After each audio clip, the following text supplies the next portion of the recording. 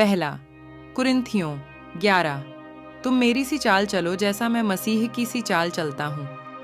हे भाइयों, मैं तुम्हें सराहता हूँ कि सब बातों में तुम मुझे स्मरण करते हो और जो परंपराएं मैंने तुम्हें सौंपी हैं उनका पालन करते हो। परंतु मैं चाहता हूँ कि तुम यह जान लो कि हर एक पुरुष का सिर मसीह है और स्त्री का सिर पुरुष है और मसीह का सिर परमेश्वर है।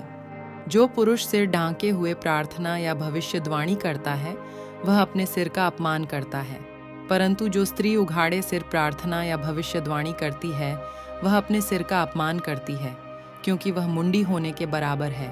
यदि स्त्री ओढ़नी न ओढ़े तो बाल भी कटा ले। यदि स्त्री के लिए बाल कटाना या मुंडन कराना लज्जा की बात है तो ओढ़नी ओढ़े। हाँ, पुरुष को अपना सिर ढांकना उचित नहीं, क्योंकि वह परमेश्वर का स्वरूप और महिमा है, परंतु स्त्री पुरुष की महिमा है। क्योंकि पुरुष स्त्री से नहीं हुआ, परंतु स्त्री पुरुष से हुई है। और पुरुष स्त्री के लिए नहीं सिरजा गया, परंतु स्त्री पुरुष के लिए सिरजी गई है। इसीलिए स्वर्गदूतों के कारण स्त्री को उचित है कि अधिकार अपने सिर पर रखे।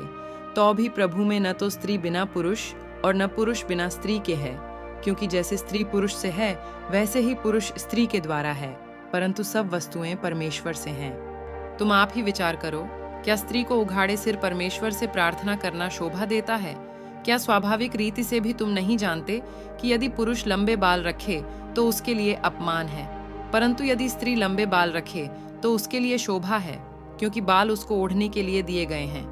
परंतु यदि कोई विवाद करना चाहे तो यह जान ले कि न हमारी और न परमेश्वर की कलीसियाओं की ऐसी रीति है। परंतु यह आज्ञा देते हुए मैं तुम्हें नहीं सराहता, इसीलिए कि तुम्हारे इकट्ठे होने से भलाई नहीं परंतु हानि होती है। क्योंकि पहले तो मैं यह सुनता हूँ कि जब तुम कलीसिया में इकट्ठे होते हो तो तुम में फूट होती है, और मैं इस पर कुछ विश्वास भी करता हूँ, क्योंकि दलबंदी भी तुम में अवश्य होगी, इसलिए कि जो लोग तुम में खरे हैं वे प्रकट हो जाएं। अतः तुम जो एक जगह में इकट्ठे होते हो तो यह प्रभु भोज खाने के लिए नहीं, क्योंकि खाने के समय एक दूसरे से पहले अपना भोज खा लेता है। इस प्रकार कोई तो भूखा रहता है और कोई मतवाला हो जाता है।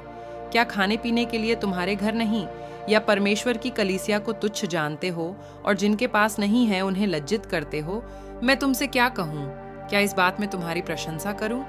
नहीं, मैं प्रशंसा नहीं करता, क्योंकि यह बात मुझे प्रभु से पहुंची और मैंने तुम्हें भी पहुंचा दी कि प्रभु यीशु ने जिस रात वह पकड़वाया गया रोटी ली और धन्यवाद करके तोड़ी और कहा, यह मेरी देह है जो तुम्हारे लिए है, मेरे स्मरण के लिए यही किया करो।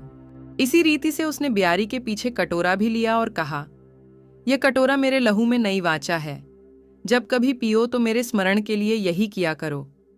क्योंकि जब कभी तुम यह रोटी खाते और इस कटोरे में से पीते हो तो प्रभु की मृत्यु को जब तक वह न आए प्रचार करते हो। इसलिए जो कोई अनुचित रीति से प्रभु की रोटी खाए या उसके कटोरे में से पिए वह प्रभु की देह और लहू का अपराधी ठहरेगा। इसलिए मनुष्य अपने आप को जांच ले और इसी रीति से इस रोटी में से खाए और इस कटोरे में से पिए। क्योंकि जो खाते पीते समय प्रभु की देह को न पहचाने वह इस खाने और पीने से अपने ऊपर दंड लाता है। इसी कारण तुम में बहुत से निर्बल और रोगी हैं और बहुत से सौ भी गए। यदि हम अपने आप को जांचते तो दंड न पाते, परंतु प्रभु हमें दंड देकर हमारी ताड़ना करता है, इसलिए कि हम संसार के साथ दोषी न ठहरें। इसलिए हे मेरे भाइयों, जब तुम खाने के लिए इकट्ठे होते हो तो एक दूसरे के लिए ठहरा करो।